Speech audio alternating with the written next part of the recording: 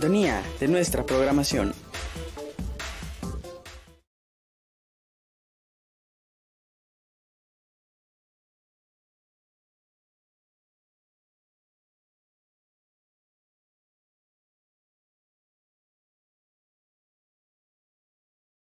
Okay. Good evening, everybody. A little bit of a surprise.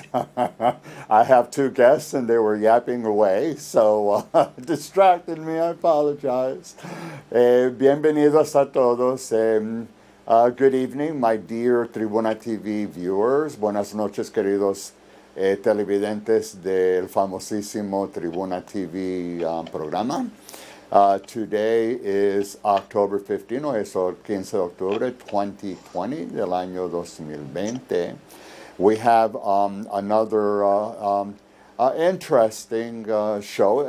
I think it's fair to say that it'll be sad. Sad because the show of today, we are really with my consultant, Dr. Peter Canaris, who you've already come to know, and I have another guest, Dr. Ani Kalayjian, who was on the show 2 years ago. She's here as well, and the topic for today is we're really trying to put faces to all of these numbers. You know, we see these incredible numbers thanks to the COVID-19 pandemic. I listen to the news, as do you, and it's becoming something that you just want to turn it off. It's hard to think about it. It's incomprehensible. How do you fathom 217,000 people who have passed away in the past 6 months, half a year, because of COVID-19, and 7 million or more that have contracted COVID-19? How do you even understand these numbers, and what does it mean actually to the people who lived through it, to those who were sick, to their families, to their friends, to children, their bosses, employers, the communities? This is what we're going to be doing today. Today, the name of the topic, el tema hoy in English, and I'll give it to you in Spanish for Spanish viewers. The empty chair, coping with the loss of a loved one, and in Spanish, la silla vacía, sobrellevar la pérdida de un ser querido.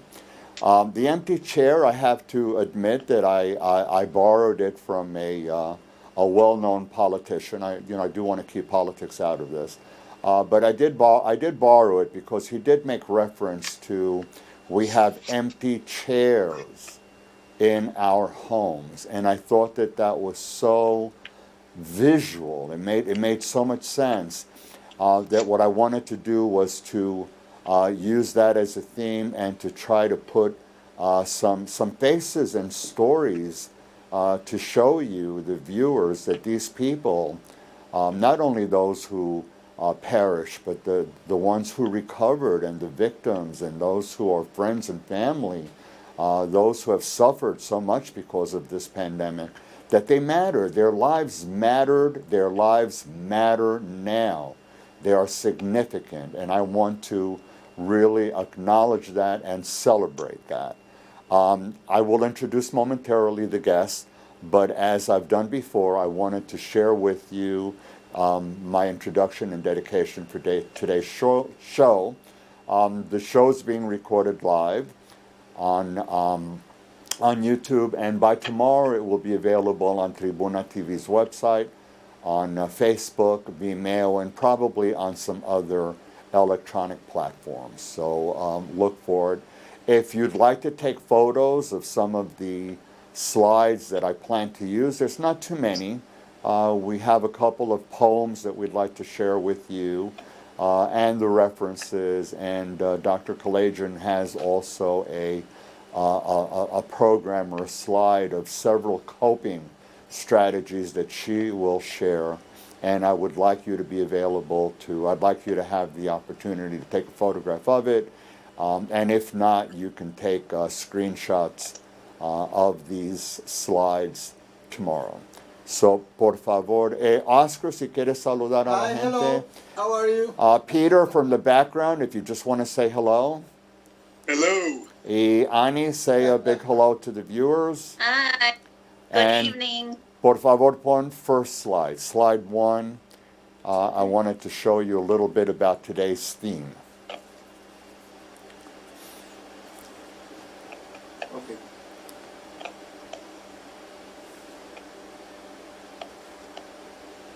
Ahorita.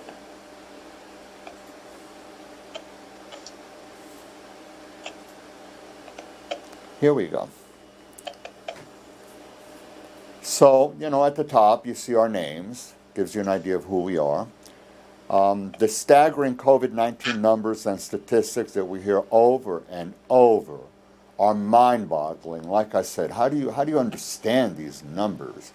They do not do justice to the victims of the pandemic that has forever changed our lives. All the numbers have faces. The losses have affected real people with faces. And in many homes, there are empty chairs, and family members continue to shed real tears for loved ones forever gone. The overall inspiration is to put faces to the victims who perished, their loved ones, the survivors, to acknowledge that they were important, to acknowledge the pain and suffering, to help celebrate their lives, and to inspire hope and coping and going forward, and especially to those who are presently ill and feeling the anguish of facing possible deaths and separation. This is a quote that I borrowed. I am haunted by the look of fear in the eyes. This is from probably from a doctor or nurse who was talking about the appearance of the people under their care, knowing that they were dying, and not having family there to touch them, and seeing the nurses and the doctors wearing this protective gear that the only thing they could see were the masks and the plastic and the gowns, and it's not like faces of human beings. Yet these caretakers, these first-line workers trying to save the lives of the people unfortunately affected by COVID-19 saw fear in the eyes. We're going to talk about coping strategies to help heal and bring about some relief to the many who were disenfranchised and victimized, not only by the disease, but all the misinformation. Even today we're getting misinformation. This one says one thing, another one says another thing. It's something, we need to get information, we need to get accurate information, we need to get the same kind of information, we need to get information that's helpful for all of us. So these people have paid a colossal price: life, health, financial insecurity. I can only hope we become more united in our response to the worst pandemic that we've faced, to my knowledge, certainly during my lifetime. I know we've had many other horrific pandemics and events and tragedies in the world, but this is something that is facing us incredibly now. The show is dedicated to everyone who has suffered losses during the COVID-19 pandemic. So I wanted to start by introducing Dr. Annie Kalayjian. So Annie is a board-certified expert in traumatic stress. I've abbreviated, like your CV, Annie. She's a fellow of New York Academy of Medicine, adjunct professor of psychology, Teachers College, Columbia University, and president of the Association for Trauma Outreach and Prevention, United Nations representative.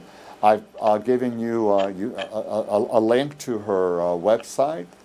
Later on, when I give you the resources, you'll also see the link again, so you can make a note of it. She has wonderful, wonderful information on it.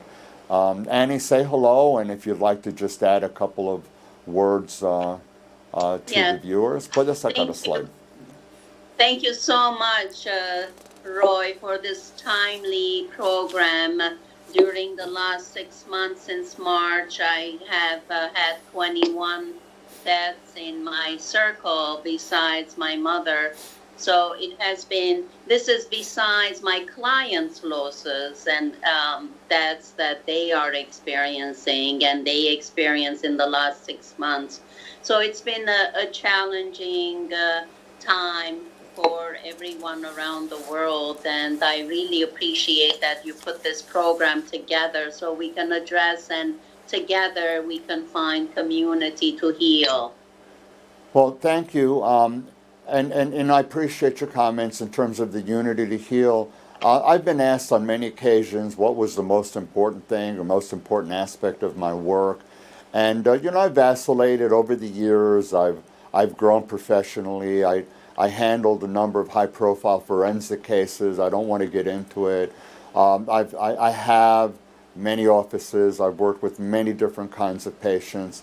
But I have to say that, like, my heart goes out mostly now. Whatever legacy I think is most important for me to leave behind now would be that I tried to bring some comfort to people during this pandemic, and not just comfort in terms of coping with the pain, but also trying to focus on positives, because as you recall, Dr. Peter Canaris and I, we talked about reinventing ourselves, and rather than have a defeatist attitude, we really want to try to give you tools and beat this, or do what we can, and not stay down, not be licked, get up. Stand up, get up, fight. There's things that we can learn from the pandemic. Next time, hopefully, we'll do it better. So that's really my hope. Dr. Peter, why don't you just give a quick shout out? I've known Peter for many, many, many, many years. He's been a guest on the show before. You'll see his information towards the end of the show. Peter, if you'd just like to say a couple of words for you, just to refresh the memory of the viewers. Yeah, well, Roy, again, I'm so pleased to be able to participate with you once again, and Annie, during a show that covers such an important topic that affects all of us. Every aspect of our lives has been touched by this pandemic, and some people, of course, even more than others, with the directness of the losses that they have experienced personally, and family and friends, and Annie, as you said, clients, for those of us in mental health, and I worked many years in skilled nursing facilities and working with the elderly and experiencing many losses. I've often sort of looked at my role at times as being an escort to inevitability, working with people at the end of their lives. But never like this, never so many people that have been so directly affected. And I think, as a community, we all share in that, and hopefully that can bind us together. I guess loss can do that more than anything else. But we need to get the message out there, and that's my hope today. I don't want people to think, gee, 7 million. I want people to think about Maria. I want people to think about Juan. I want people to think about Joseph and Michael and Elizabeth. That's how I want people to think about this. I want them to look at the people that are real, with real names and real faces. And I know that the viewers have suffered a lot, so that's my hope. We'll share a couple of stories, and that's my intent. We have a couple of poems that I'd like to share with the viewers, poems that hopefully will stir the heart, and then we'll get into talking a little bit about some of our personal and professional experiences, and towards the latter part of the show, we're going to talk about things that people can do, coping strategies, some novel and very interesting strategies that I give credit to Dr. Ani, and she'll be going over those with you later on in the show. ¿Me puede poner el segundo slide, por favor? Here's a few poems. You'll bear with me. I want to read a few, and then Ani has one, and Peter, that they will read as well. to the viewers. So eso es el número 3.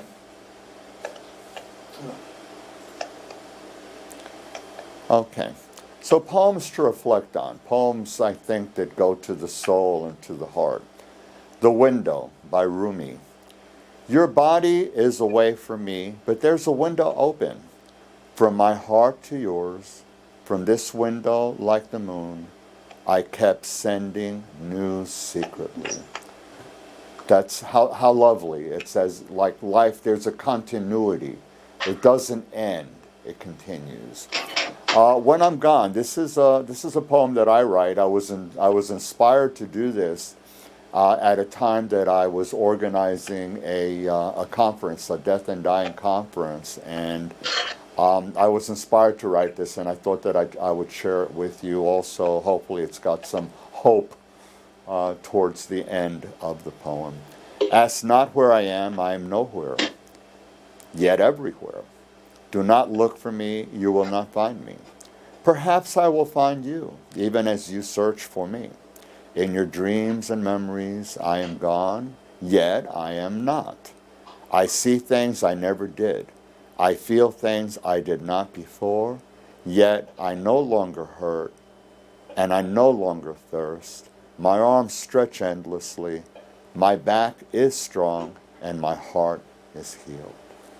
And the last poem that I want to share with you is a Native American Hopi prayer. Do not stand at my grave and weep, I am not there. I do not sleep, I am 1,000 winds that blow. I am the diamond glints on snow. I am the sunlight on the ripened grain. I am the gentle autumn's rain. When you awaken in the morning hush, I am the swift uplifting rush of quiet birds in circled flight. I am the soft stars that shine at night. Do not stand at my grave and cry, I am not there, I did not die. My spirit is still alive. Puede sacarlo. I just wanted to share that I think that, writing, and it's certainly writing poems, it doesn't have to just be limited to writing poems, but writing your experiences, writing your thoughts, writing your intimate moments, your feelings. I think that this is an amazing tool for healing the heart. So, puede poner slide 4. Annie, please, would you do me the honor of the COVID-19 phone call yesterday? That's yours. Sure. Slide 4. I wrote this during my mom's last days. COVID-19 phone call. Yesterday I got another call, the dreadful call, the one I wish I hadn't responded to, the one I wish I had let go to voicemail. My friend said, sadly, did you hear? 2 additional deaths at the home today, the home in which both of our loved ones reside. I was numb. I couldn't feel anything. I stood there frozen, staring into distance. They are with God, we told each other quickly, trying to console one another in vain, then trying to hang up as fast as possible so we don't show our tears. In 4 days, this was our second call of death. This call dug deeper into my wounded heart. It was a pain that went straight through my heart to my stomach. It felt like tsunami. Destructive waves of grief were racing through my entire being. Then I began breathing heavily. My chest felt like I was running out of air. I began mindfully breathing as I repeated, this shall too pass. Death is part of life. We will all die one day, some earlier than others. That cannot erase the memory or dignity of the life that was lived. I was crying very peacefully, but continuously. With intentional breathing, I released the sadness. I began crying deeply from my diaphragm, releasing all my helplessness and surrendering to the reality that is banging at my door. Not now, God, I began bargaining. Wait until the crisis is over. The COVID is over. Give me time to let my mom know that I love her, that I didn't abandon her. I was just trying to protect her. Thank you, Annie. Very, very touching. Peter, will you do the honor of a tear and a smile? Es el cinco. Yes. This is a poem from a poet that I love from the last century, Khalil Gibran, who is a Lebanese poet. Yes. Who wrote some beautiful things, and this is one. And I share it with you now. It's called A Tear and a Smile. I would not exchange the sorrows of my heart for the joys of the multitude. And I would not have the tears that sadness makes to flow from my every part turn into laughter. I would that my life remain a tear and a smile. A tear to purify my heart and give me understanding of life's secrets and hidden things. A smile to draw me nigh to the sons of my kind and to be a symbol of my glorification of the gods. A tear to unite me with those of broken heart. A smile to be a sign of my joy in existence. I would rather that I died in yearning and longing than that I lived weary and despairing. I want the hunger for love and beauty to be in the depths of my spirit, for I have seen those who are satisfied the most wretched of people. I have heard the sigh of those in yearning and longing, and it is sweeter than the sweetest melody. With evening's coming, the flower folds her petals and sleeps, embracing her longing. At morning's approach, she opens her lips to meet the sun's kiss. The life of a flower is longing and fulfillment, a tear and a smile. The waters of the sea become vapor and rise and come together and area cloud. And the cloud floats above the hills and valleys until it meets the gentle breeze, then falls weeping to the fields and joins the brooks and rivers to return to the sea, its home. The life of clouds is a parting and a meeting, a tear and a smile. And so does the spirit become separated from the greater spirit to move in the world of matter and pass as a cloud over the mountain of sorrow and the plains of joy to meet the breeze of death and return whence it came, to the ocean of love and beauty to God. Thank you, Peter. Very touching. Puedes sacar a slide. To the viewers, I just wanted you to appreciate that, these poems, in essence, they're for you.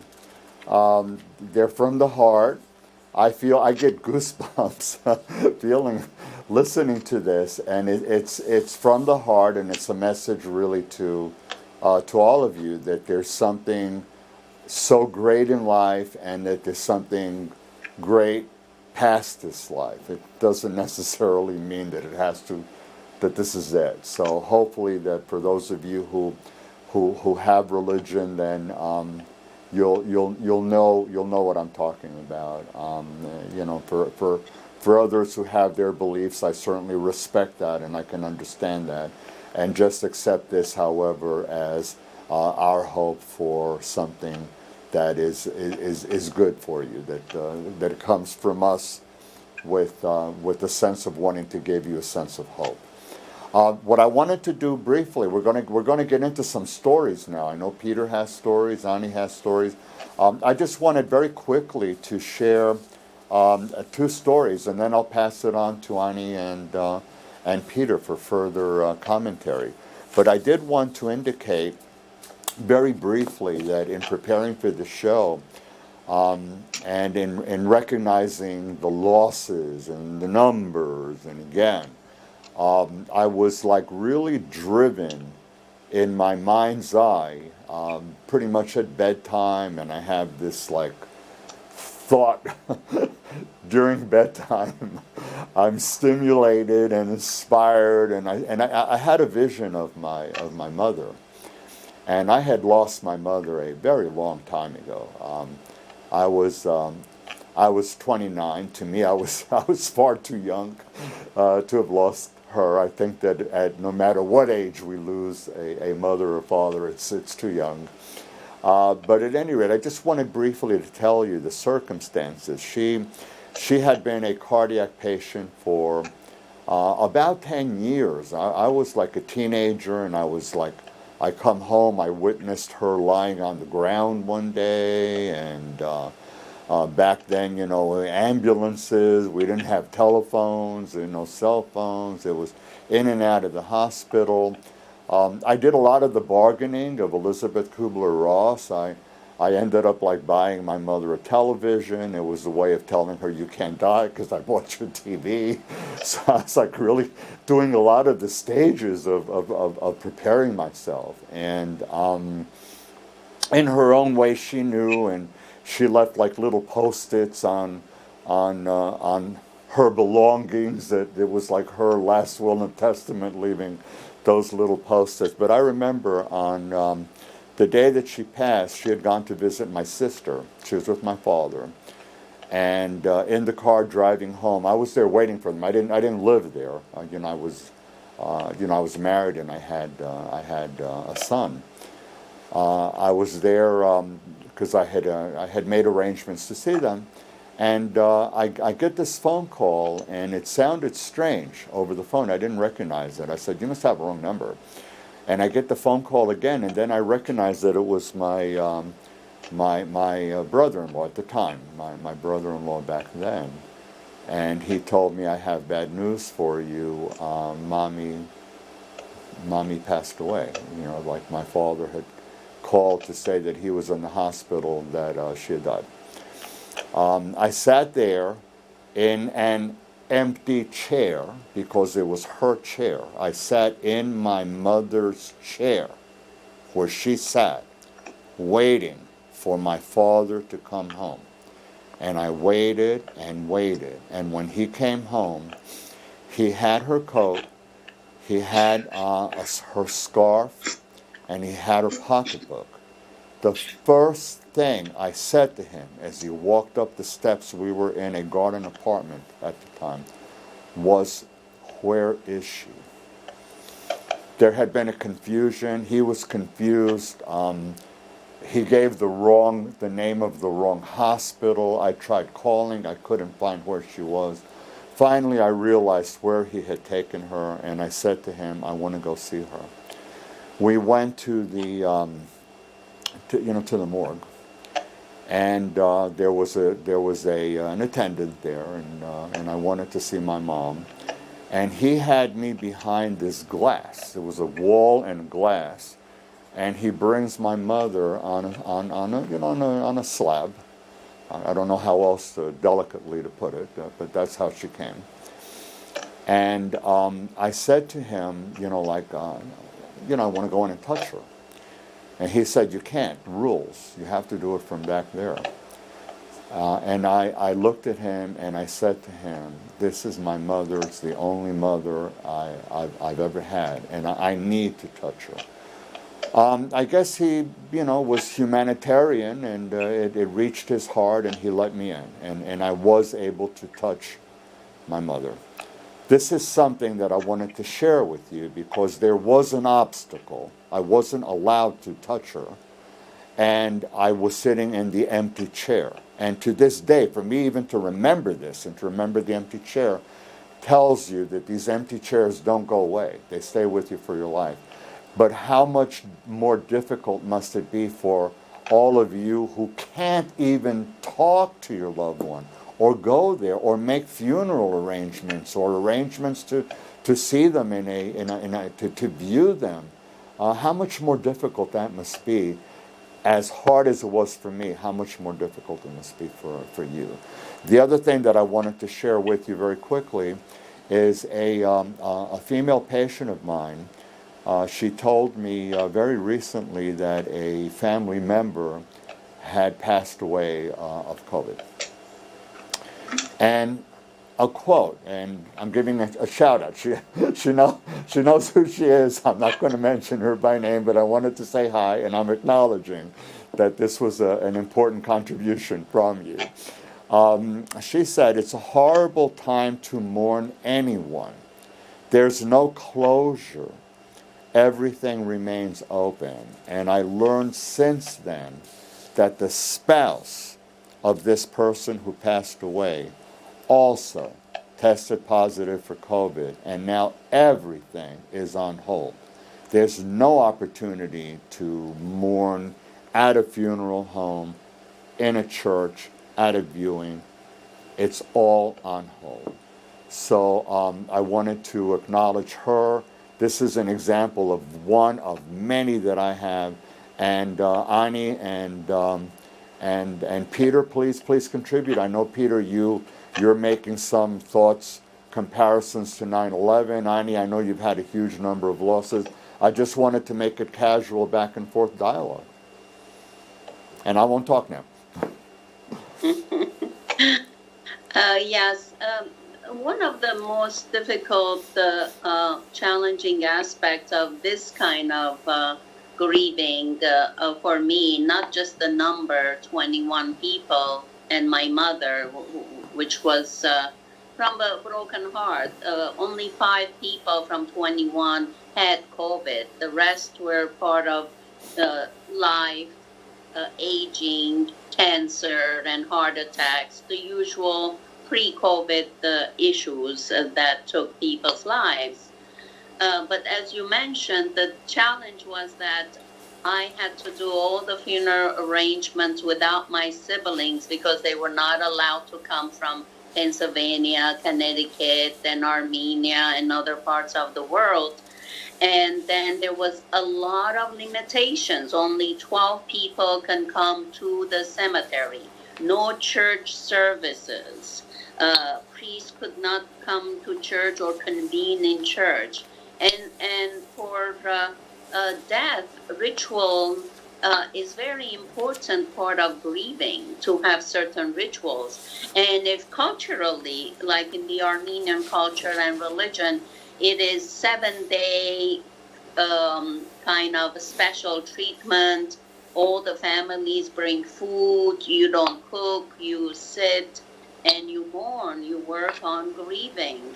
And then 40 days after that, you take it easy. You take care of yourself. You go through your loved one's belongings after 40 days of healing. So all this was chaotic. There was no church rituals. The cousins and relatives and nieces and nephews couldn't be part of it. That everywhere we were told, no, you can't do this, you can't do that.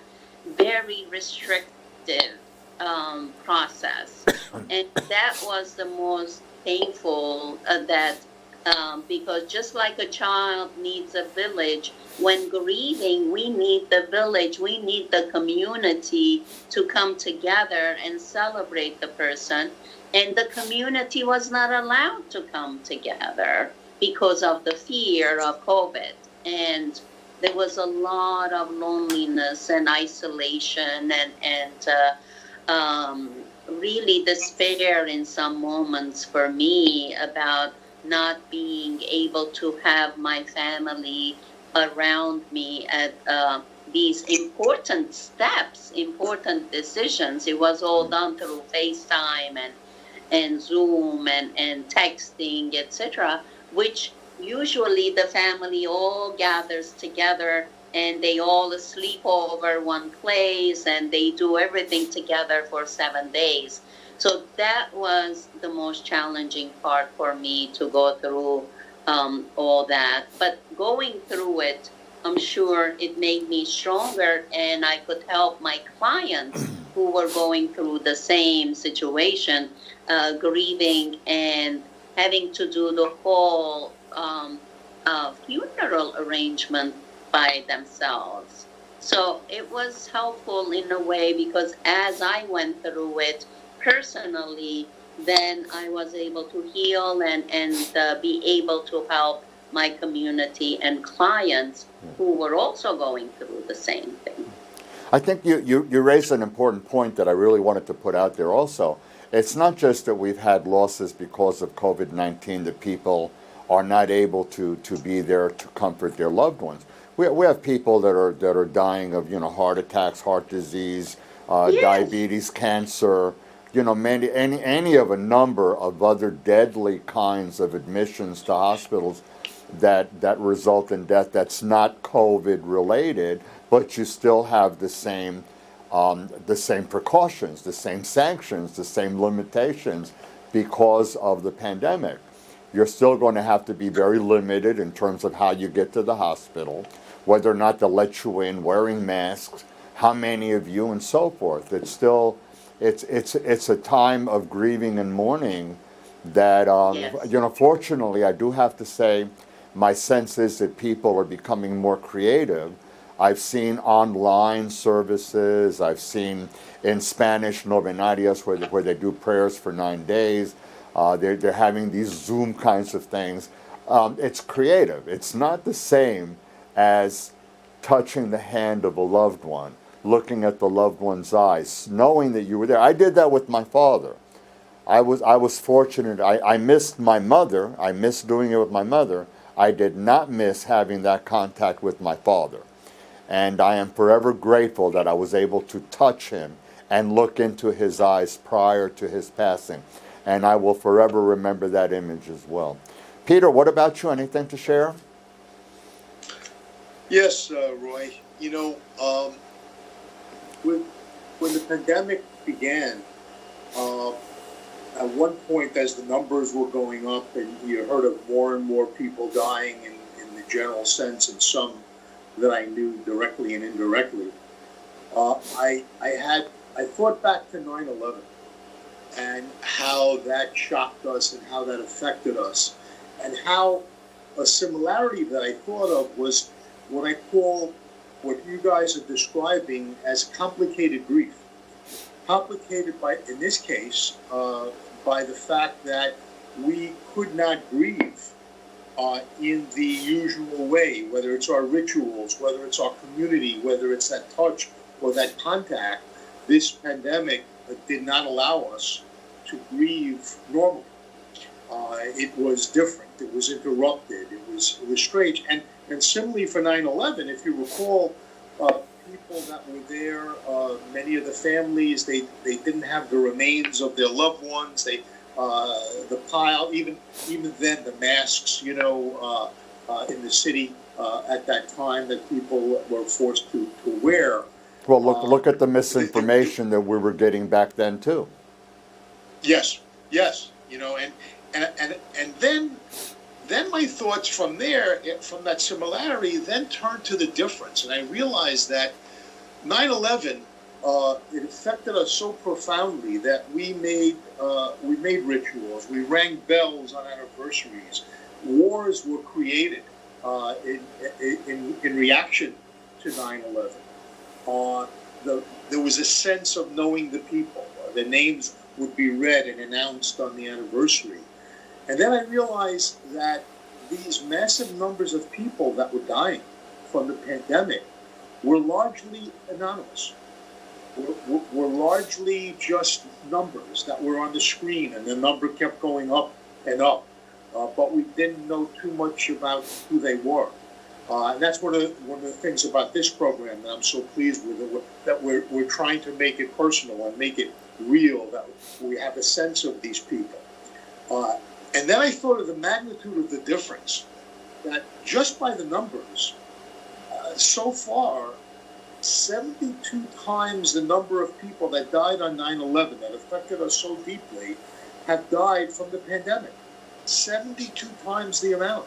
So if you would think of breaking that up, 72 weeks, about a year and a half, every week, the amount of people that died, the number of people that died in 9/11 would be dying from this pandemic.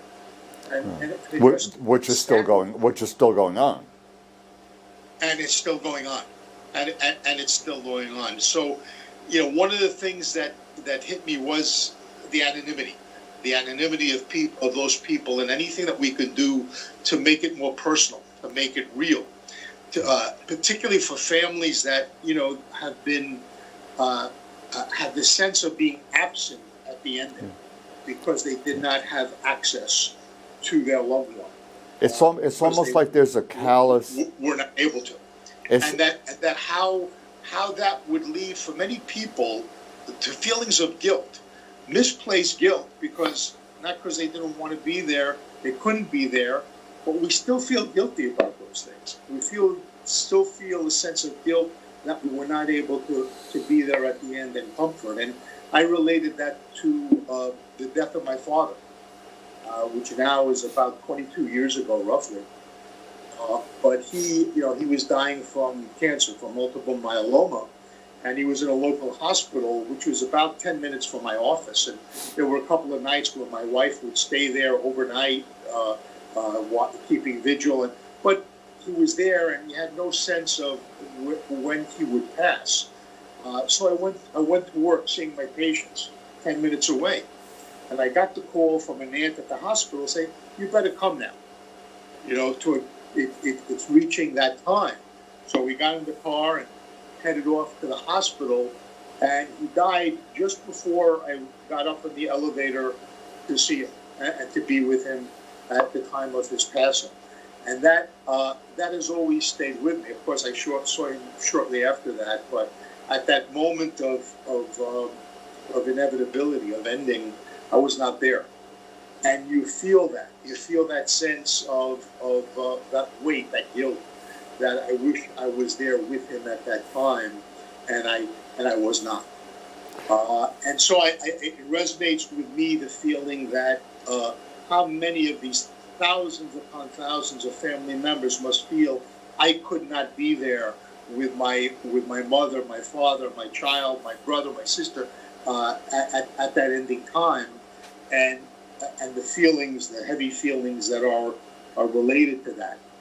Over time, what that feeling becomes is a tear and a smile, because the mourning goes on, but you find, I think, that over time, while the tears remain, the smile becomes broader as you recall the loved one and the positive memories that you shared and everything that person was to you in life. But that's important, and I wanted also to bring that out as part of a coping strategy. Is that obviously I can understand, and it's probably very, very normal to harbor feelings of guilt. Could I have done more? Could I have done better? How come I wasn't there? It probably also ties into evaluating one's relationship with that person as well. Weighing in, I shouldn't have argued with him or her. Could I have been a better son? Could I have been a better daughter, a better father? I'm sure all of that comes to play. But I know from talking to you that you had an experience that, in your sense, your father came to you at a moment that was critical for you in your life. And I know that I've had my mom visit me many times in dreams. And I think that that's also something that's beautiful. But I know that you had a life-saving contact with your father. I believe it sort of directed you in a way that saved your life. Yes. Well, that was some years back when I had a near drowning experience, and I was in the water, and it's a long story, but I wound up basically saving myself, or so I felt.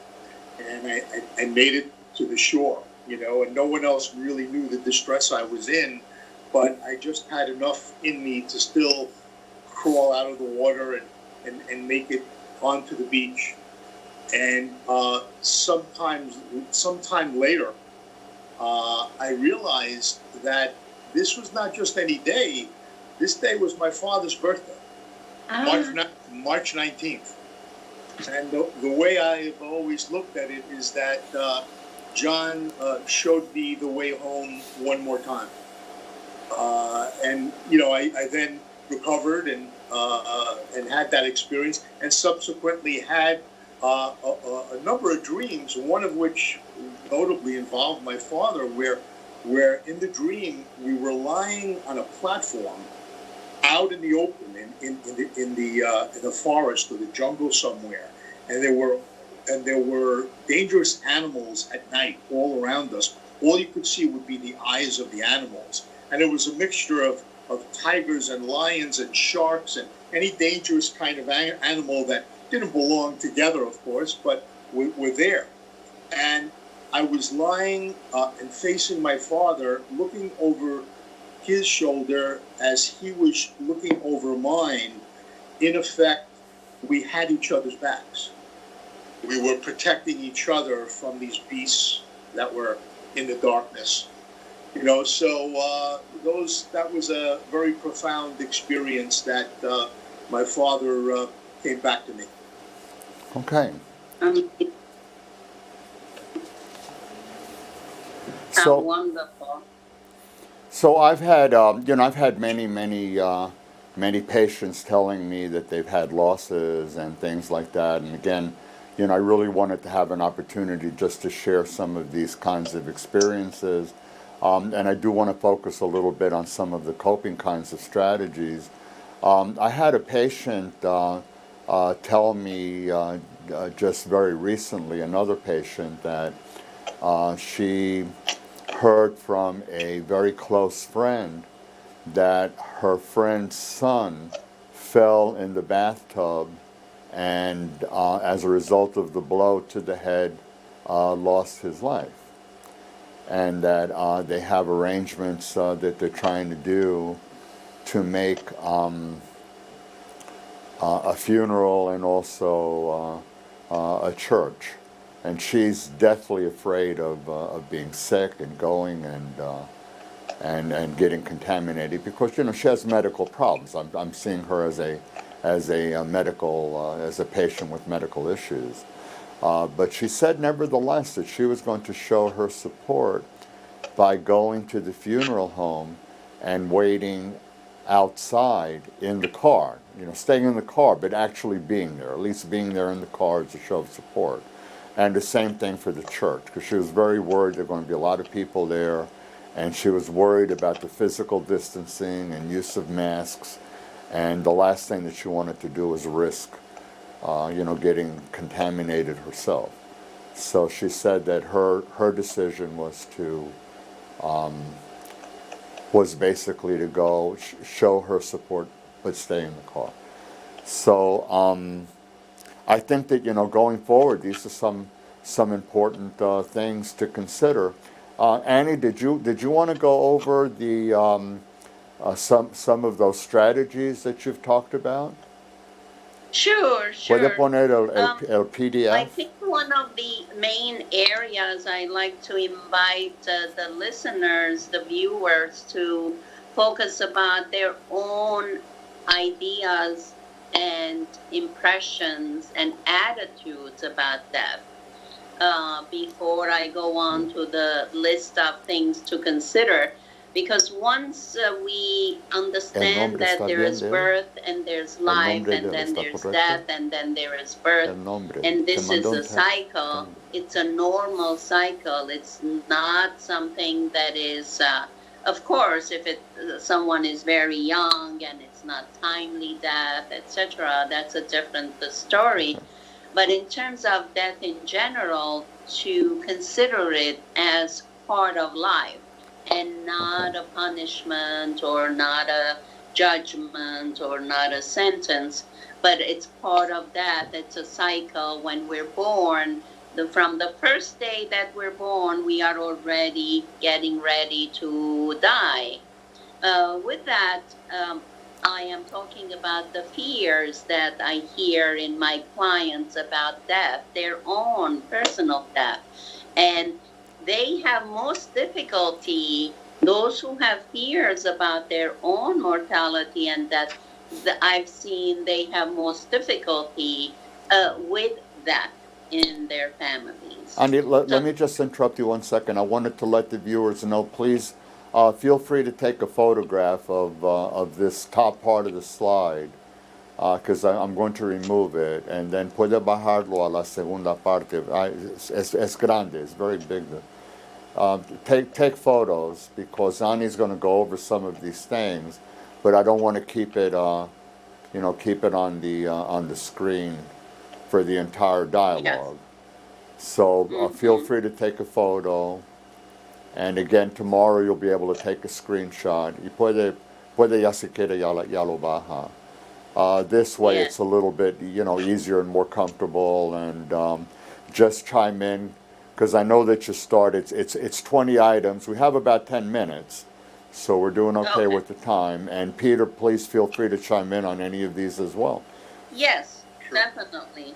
The first step is about acceptance of death as part of life, and that is something that we cannot change nature. And the next one is about the importance of mourning. And you were talking about that, the rituals and all of that. Don't hold it back. Don't hold back the tears, like especially men. I noticed that they are very concerned about showing tears in public. Not you, Roy, but I'm talking about, But I think the pandemic has changed, Peter. It's been my experience that many of my male patients have become more emotional. They're freer at expressing how they feel. They talk about it. They share with me that they have had episodes of either panic or anxiety or crying. I think that it's had a humanizing impact on many of my patients.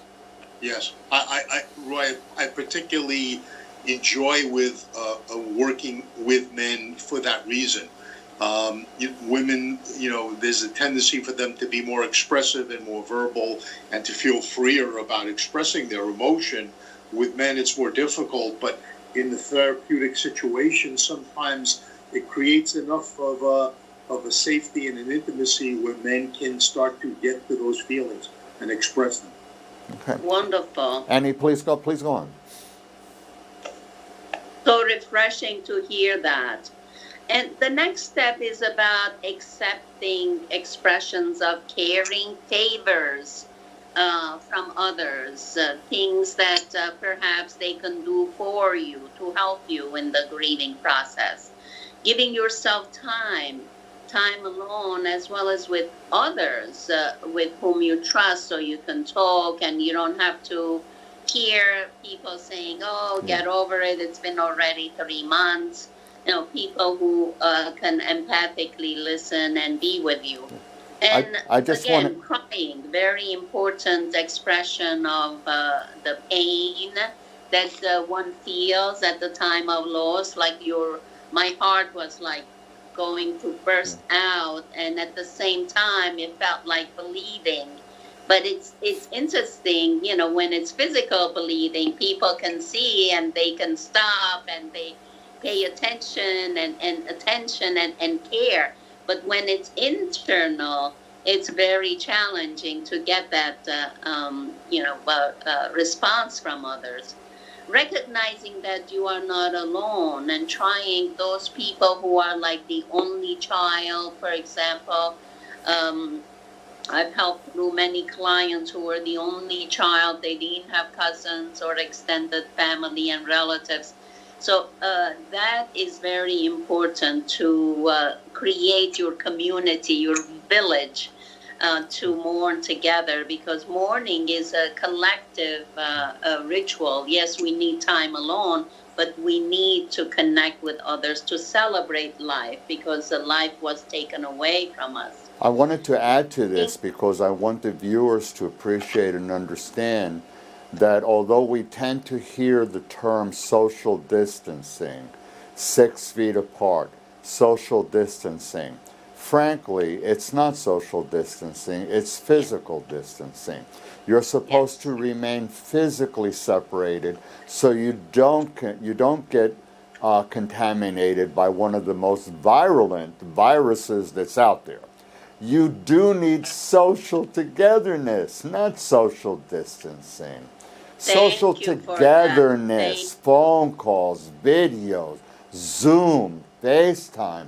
This is how you now, as a community that you're talking about, can come Yes. together through social togetherness, even as you maintain physical distancing and protection so you don't get contaminated or, God forbid, contaminate anybody. Yes, absolutely. I can't agree with you more. I keep saying that it's not social. It can't be. We're social animals. You cannot change us overnight. um, and then resting, relaxing, doing your favorite foods. It's okay to relax for a week and not be on your regimen. Sticking to your schedule, however, is important because sometimes we start getting down the spiral into depression if we feel like we're not doing things that we're supposed to. Reaffirming reaffirming your beliefs in life, in yourself, in the person who you lost or the loved one who has transitioned. Hoping, keeping hope and faith alive. Seek those who help you reestablish hope. A lot of times when we have loss, we start seeing almost everything else in a dark and difficult and end of life kind of situation because our view has really narrowed. So we need to expand that and reestablish hope. Value small pleasures. Do not underestimate the importance of little things, such as walking in the park. You can make calls, just like Roy, you mentioned, make calls to your friends. Let them meet you at the park where you can walk a few feet apart, but you can be together. Watching my TV show, promoting it. Yes. Letting everybody know about it. Performing your specific rituals, whatever your cultural and family rituals were in the past, in terms of candles or different kinds of foods that we make, sweet foods, we make special in the name of the deceased. We make the deceased special foods that the deceased person loved or liked. Identifying the hard days, for example, birthdays, weekends, holidays. Now holidays are coming up. The first anniversary after a loss. Every big occasion after the loss is like your first anniversary of that big event after the loss. Yes, yes. Those are very challenging days, and we need to prepare ourselves and not to be shocked when it happens. So we need to prepare by surrounding ourselves with loved ones and high vibration individuals who can lift us up in spirit. Avoiding self-medication and a lot of substance, alcohol, etc., or sleeping medications. Now I like to share that I found some natural remedies that are very, very good for grieving. One of them is called Star of Bethlehem. It's a Bach flower remedy, combination of several flowers. It's called Star of Bethlehem, and it helped with my heart, the wrenching pain, tremendously. And I have also had other family members and clients try it, and it's really, really good. And if you feel like you have more of a severe sadness and kind of a low difficulty in holding yourself, then mustard is really also good. It's a flower remedy. So natural things that would help you vitamins. Vitamin D3 would help you with your energy. Sometimes people feel sluggish and unmotivated after a loved one passing. Informing people of your loss and through emails, through Zoom, through phone calls. I must say, the first month I was avoiding phone calls. When people called, I let it go to voicemail because it was just too much for me to relive and repeat the story. And my heart was still bleeding. So after a month, after the 40 days, I was able to enjoy the calls more after that. So you need to find your own balance. Some people say they're overwhelmed with phone calls. You don't need to accept and respond to all calls. You can let the machine answer. And permitting yourself to backslide. It's not strict steps. You know, there's a few steps forward, one step back, and it's fine. There's no formula for this, no set formula. After feeling good for a while, all of a sudden, a month ago, I went through hysterical crying. And I noticed, you know, although I cried a lot, but I was doing a lot of the funeral organization. So I was kind of subdued and I wasn't really all like bursting out, kind of release. So there was one thing that reminded me of my mom a month ago, and then I went through full blown up crying. And then I felt very, very good after that too. So allow yourself to backlash or backslide, whatever you like to call it, and try not to judge yourself. And then start reaffirming with your goals. What are your goals? And, try to focus on one little step at a time to get you more into your work regimen. Being gentle with yourself. Remember that grieving and mourning is hard work. It's not easy. So it's important to be gentle, to pamper ourselves. We have in December a holiday party. It's a healing party. We call it Pamper Yourself. So it's on December 5th. You're all welcome. And celebrate your loss in terms of writing up their stories and memories about them. We had a special Zoom meeting with my cousins and nephews and nieces around the world. And everybody said one memory of my mom, what they remember through the years. It was a wonderful gathering. You keep your loved ones alive through your memories, yes, and by talking about them. By saying, oh, yes, my God, I can't deal with it, I don't want to talk about it.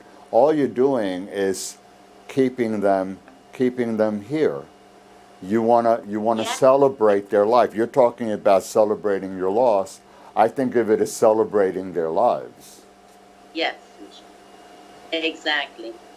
And then, of course, learning and discovering a positive meaning, a positive lesson about how you were able to cope, and what are some of the new tools I learned going through this alone. And it's a different kind of, my father passed away 20 years ago too, but we were all together and I didn't feel as much of a strain. So thinking about reflecting, what are some of the unique lessons that you learned about yourself going through this loss?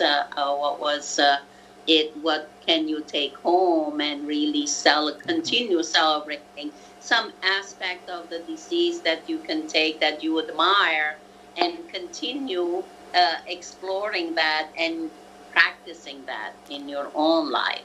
Yes. Peter, anything in particular you'd like to comment on or talk about some of the relaxation exercises that you specialize in? Yeah, go ahead. you want me to talk Peter? about it? Or yeah, yes.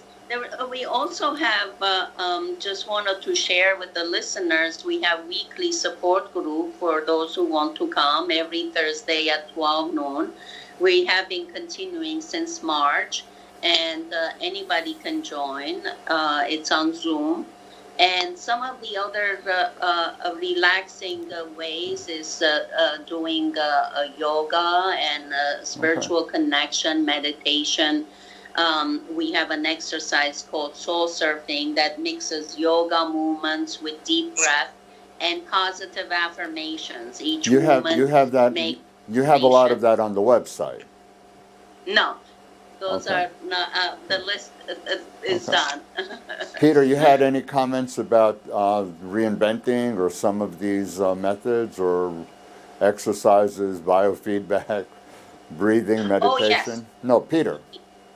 Well, actually, a couple of thoughts I had, Roy, in listening to Annie's very good and extensive list was to make sure that so often people will ask me directly or indirectly about the timeline on grieving. Yes. And if it's normal, what they're doing, how they're grieving, and why is it taking me so long, and what I will respond to is what's going to be normal is normal for you. That there is no timeline on grief. That it could take a month, it could take 20, 25 years. This will vary and it changes over time as you incorporate that person still into your life, but without their actual physical presence. And I will also encourage people to search for the gift that the departed loved one left for them.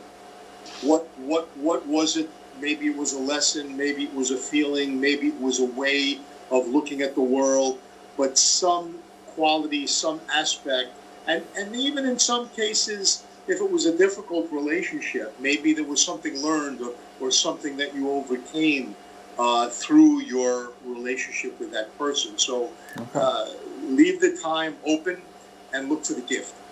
Let's look at the resources now. I want to give information on how to contact Dr. Annie and Dr. Peter. Puedes poner el último slide 6. Also, Peter, I just wanted to expand on what you said, that the grief will take whatever time it takes, but it's also important to recognize that if you reach a point that it's pathological, that you never get out of bed, that you don't go to work, you don't groom, you don't eat, you don't take care of yourself, that there are reasons or these are telltale signs that a person's not grieving well, and may need help, may need an intervention. My contact information's on the top left. Peter, you see as well. Peter, you just want to give a shout out of your phone because I don't know how clear it is over there. I'm sorry, Roy, I didn't hear that. You want to give a shout out of your phone because I don't know how clear that card is. My phone number is 631-979-2640, and my website is cyberinfidelityhelp.com. Okay. Puedes subirlo un poco. Annie, I gave information about contacting you, phone and your website. Yes. And my phone number is 201-723-9578. My website, you can check either drkalayjian.com or meaningfulworld.com. And my email is drkalayjian@meaningfulworld.com. I gave the viewers references that I put up routinely for New York State Psychological Association, Yes. the American Psychological Association, which is the parent association of all of the state associations like New York State Psychological Association, Suffolk County Psychological Association. I think that they're wonderful. They're in my neck of the woods, and I really wanted to give them a shout out because for a fairly local Long Island association, it's remarkable the things that they do. Puedes sacar a slide. Peter, Annie, any last comments? Obviously this is a topic that's, very difficult to cover everything in an hour and about 10 minutes. So I hope that we scratched the surface and inspired a little bit of the viewers to understand that it's something that we feel. I know there are many other people who feel. The TV doesn't feel it. The statistics don't feel it. When you get the numbers in the news, it doesn't feel it. And sometimes it's very callous, and you sit there and you wonder, my God, this is, I don't agree with this. Like my person meant a lot to me. And I want to acknowledge that to you. I want you to be aware of it. So any last parting comment, Donnie, before we go off the air? I'll just share a quotation. Shared sorrow is half sorrow, while shared joy is double joy. Indeed. Peter? And I would just say to encourage everyone in grief to look for community, look for support, especially if you're struggling. Now, even though we have to keep physical distance, as we said before, there are all kinds of resources out there to be able to connect with. So don't hurt by yourself alone. Look to reach out. Again, and don't be scared to call a psychologist. We can help. Yes. I wanted to emphasize it doesn't only have to be psychologists. There are many other professionals in the field of mental health care. There's also people in the world of religions. So if you have religious beliefs, by all means, you can find some support there. You can find support from peers, support from co-workers, from employers, from many different sources. But you do need to be aware of and recognize when it's become serious to the point that the depression dominates, the anxiety dominates. You have thoughts of, gee, why am I still alive? Why am I here? How come I lived and she didn't? That's potentially serious, and you really need to reach out for help on those occasions. Whatever help you reach out for is confidential. Be aware of your neighbors. Look out for one another. Ani was talking about community. I've emphasized community over and over and over and over again.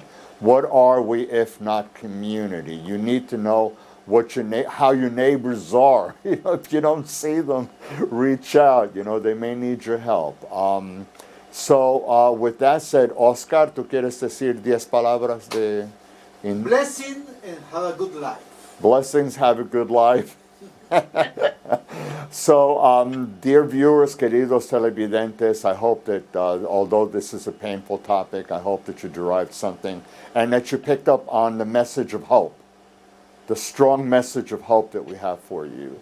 I will have my next show on October 29th at 9 p.m.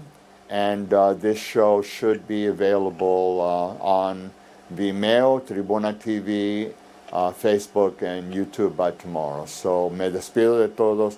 Thank you, Peter. Thank you, Ani. Thank you, Oscar. Thank you, Ezekiel allá en El Salvador. Mándame unas cuantas pupusas one of these days. Emilio, gracias. You guys owe me a whole bunch of pupusas. And good night to everybody. Buenas noches. Be safe, everybody. Really be safe. Buenas noches. Good night.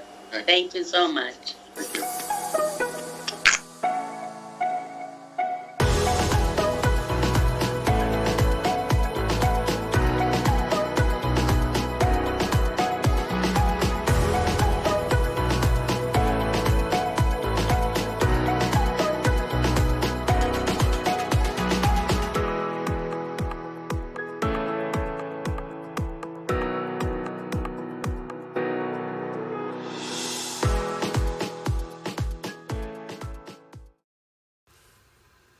Settle down,